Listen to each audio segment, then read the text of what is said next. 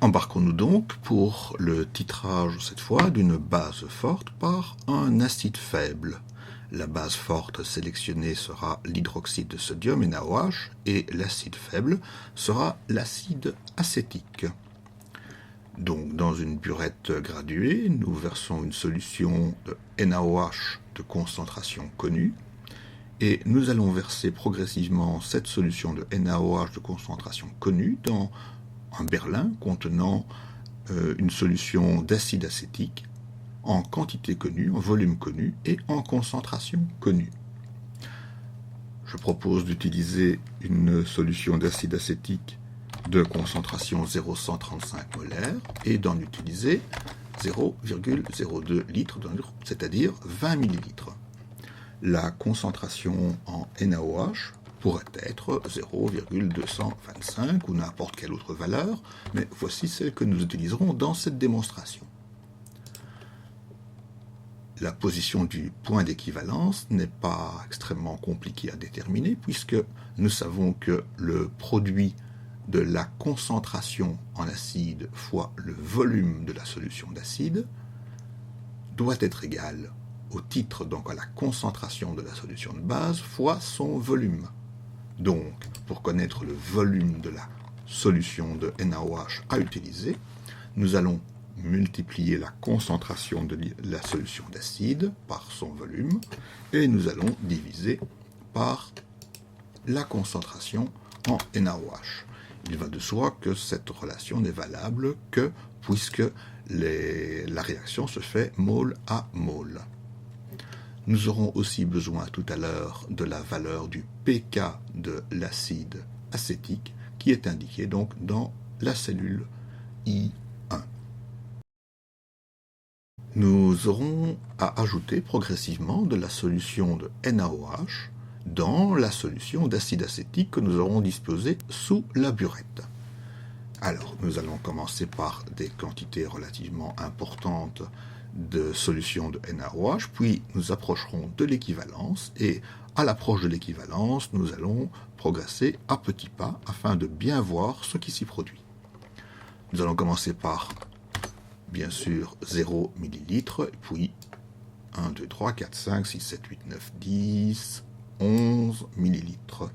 Progressons ensuite plus prudemment, 11,5, 11,9, 12 qui est d'équivalence, 12,1, 12,5, 13, et puis poursuivons par pas de 1 ml jusqu'à environ 2 fois le volume nécessaire pour obtenir l'équivalence. Il sera pratique de travailler avec les volumes exprimés en litres, alors ce n'est pas très compliqué à calculer. Nous allons diviser le volume en millilitres par 1000, bien sûr, pour obtenir le volume exprimé en litres. Il serait intéressant de formater ceci en notation scientifique. Voilà. Et nous avons ainsi le nombre de décimales nécessaire pour faire les calculs. La quantité d'hydroxyde de sodium ajouté, exprimée en mol, est très simple à calculer puisqu'il suffit de multiplier le volume par la concentration. Donc, le volume qui se trouve dans la colonne B, multiplié par la concentration de la solution NaOH, concentration qui est indiquée en C2. Mais comme nous allons utiliser la formule dans la suite des cellules de la colonne, nous allons prendre la cellule C2 en référence absolue. Cette formule peut maintenant être reportée sur l'ensemble des cellules de la colonne. Un peu plus délicat, quelle est la quantité de NaOH qui s'accumule dans le milieu durant la réaction? La quantité de NaOH qui s'accumule, au départ, elle est 0, puisqu'on n'en a pas encore ajouté. Puis, lorsque l'on en ajoute, l'hydroxyde de sodium réagit immédiatement avec l'acide présent dans le berlin. Donc, conclusion, avant l'équivalence, l'hydroxyde de sodium ne s'accumule pas. Il n'y en a pas. Quelle est la quantité d'acide acétique présents dans le milieu au fur et à mesure de la réaction. Il faudra d'abord commencer par déterminer la quantité initiale. Cette quantité initiale, elle dépend bien sûr du volume d'acide introduit et de la concentration. Donc, nous le calculons comme étant le produit du volume par la concentration. Et la valeur initiale, nous allons maintenant déterminer la quantité d'acide après l'ajout d'une certaine quantité de NaOH. Nous savons que la réaction se fait mole pour mole. Donc nous savons que quand une mole de NaOH a été ajoutée, une mole d'acide a disparu. Donc, allons-y, le calcul me donne égal la quantité initiale que nous allons prendre en référence absolue, dont on enlève la quantité de NaOH ajoutée. Et nous pouvons poursuivre ainsi jusqu'à l'équivalence, à l'équivalence où la quantité d'acide est maintenant devenue 0. Qu'en est-il de la quantité de NaOH après l'équivalence?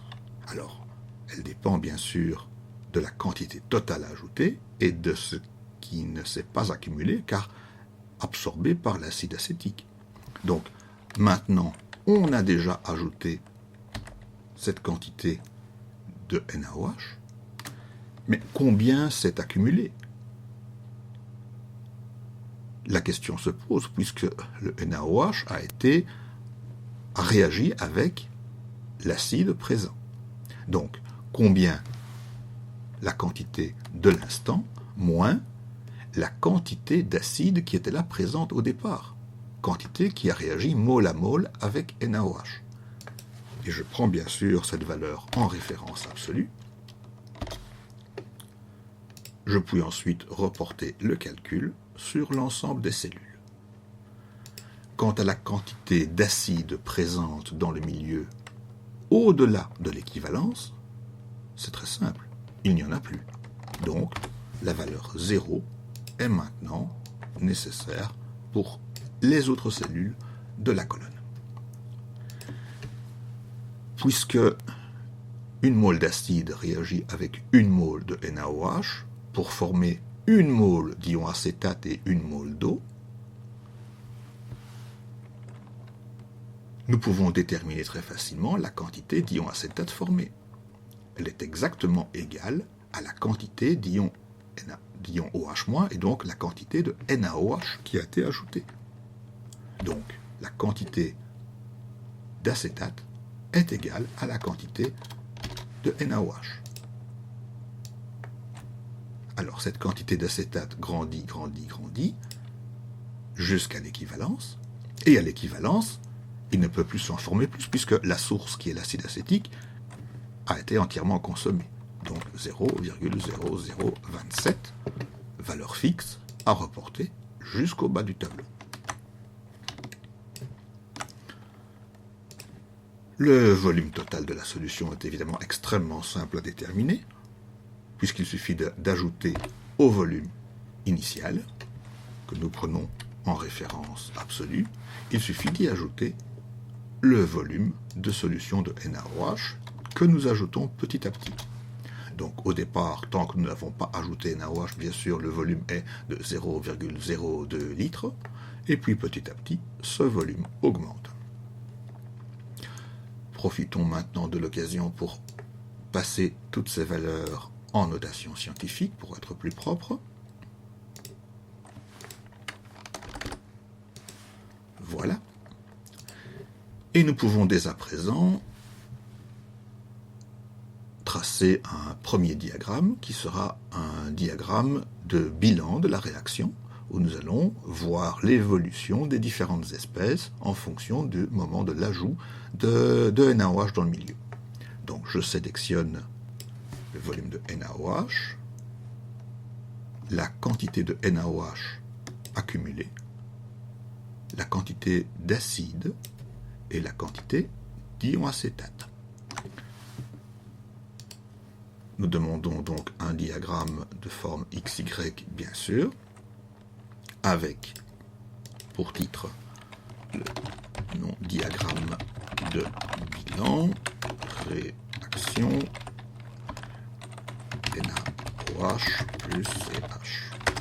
3 COH. L'axe X indique les volumes de solution de NaOH ajouté, exprimés en litres, et l'axe Y nous indique les quantités exprimées en moles. Voilà, notre graphique est terminé.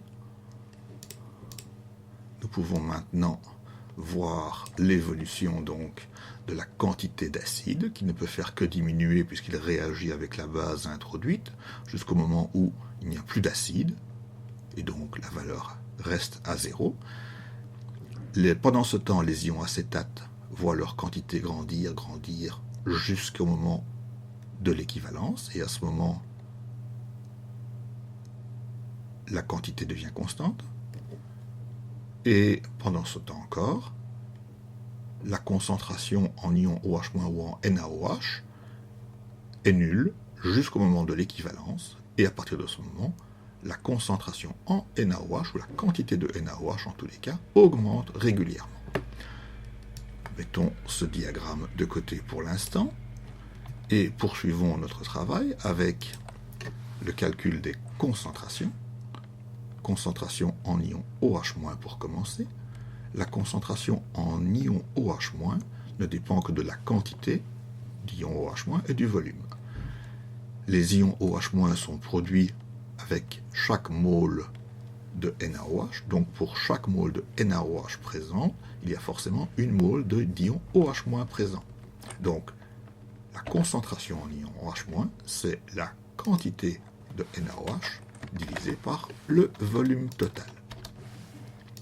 Qu'en est-il de la concentration en acide acétique? Le calcul est évidemment le même, c'est la quantité d'acide acétique divisé par le volume total, et la concentration en ion acétate, c'est la quantité d'ion acétate divisé par le volume total. Ces trois formules peuvent bien sûr être reportées vers le bas sur l'ensemble des cellules. Mettons-les au format scientifique pour être propre. Et voilà toutes ces valeurs avec un nombre de décimales tout à fait correct. Nous pouvons maintenant passer au calcul du pH. Pour le calcul du pH, nous aurons à tenir compte de plusieurs zones. Première zone, c'est la zone durant laquelle nous n'avons que l'acide acétique présent dans le milieu. Puis, nous aurons une deuxième zone qui est la zone du mélange tampon, c'est-à-dire quand nous avons en présence des ions acétate et l'acide conjugué, l'acide acétique. La zone du mélange tampon, que je vais mettre en évidence dans une deuxième couleur. Nous avons bien sûr le point d'équivalence et nous avons tous les points au-delà de l'équivalence. Donc 4 zones différentes dont les calculs de pH se feront différemment. Alors j'ai préparé un petit aide-mémoire. Le petit aide-mémoire pour les différents cas. Le pH d'une solution d'acide faible qui se calcule par la moitié du pK, le pK, moins le logarithme de la concentration en acide, et donc le tout divisé par 2. Voici pour le milieu acide faible. Puis nous avons le tampon. Le tampon, dont le pH se mesure par le pK, que je vais cette fois prendre en référence absolue parce que je vais reporter la formule vers toutes les cellules vers le bas, les cellules de la zone du tampon, et j'y ajoute le logarithme de la concentration en A-, c'est-à-dire les ions acétate en l'occurrence ici, les ions acétate dont la concentration est indiquée là, divisé par la concentration en acide. Je reporte cette formule sur l'ensemble des cellules de la zone du tampon. Nous sommes alors au pH à l'équivalence, le pH à l'équivalence qui se calcule 7, plus le pK, mais que je vais prendre à nouveau en référence absolue, divisé par 2, plus le logarithme de la concentration en acide, logarithme de la concentration pas en acide, en ion acétate, en base conjuguée donc, la base acétate, et que l'on va diviser par 2. Puis, le pH au-delà de l'équivalence, qui est entièrement gouverné par les ions OH- de la base forte présente. Les ions acétates sont également une base, mais par rapport à la base OH-, leur puissance est extrêmement faible, sa puissance est extrêmement faible, donc son influence est quasiment nulle. Le calcul se fait donc selon le calcul de pH d'une base forte, c'est-à-dire 14 plus le logarithme de la concentration en ion OH-. Voilà, formule que je peux reporter sur l'ensemble de la zone. Et nous avons ainsi toutes les valeurs nécessaires pour établir le diagramme d'évolution du pH au fur et à mesure de l'avancement de la réaction, c'est-à-dire au fur et à mesure de l'ajout de NaOH depuis la burette. Voici, je n'ai plus besoin de l'aide-mémoire. Voici donc le diagramme sous forme de diagramme XY, bien sûr. Il nous reste à mettre la légende. Donc il s'agit cette fois-ci de l'évolution du pH lors du titrage d'une base forte par un acide faible. L'axe X présente la quantité, ou plutôt les volumes de solution NaOH exprimés en litres, cependant que l'axe Y indique les valeurs de pH. La légende n'apporte rien, je la supprime, et nous avons maintenant notre diagramme d'évolution du pH en fonction de l'avancement. Nous pouvons reprendre l'autre diagramme à côté du premier. Et donc nous voyons le premier point, l'acide faible seul, puis toute la zone du tampon durant laquelle le pH évolue peu, le saut de pH autour de l'équivalence, puis l'évolution lente du pH dans la zone basique, base forte, après l'équivalence.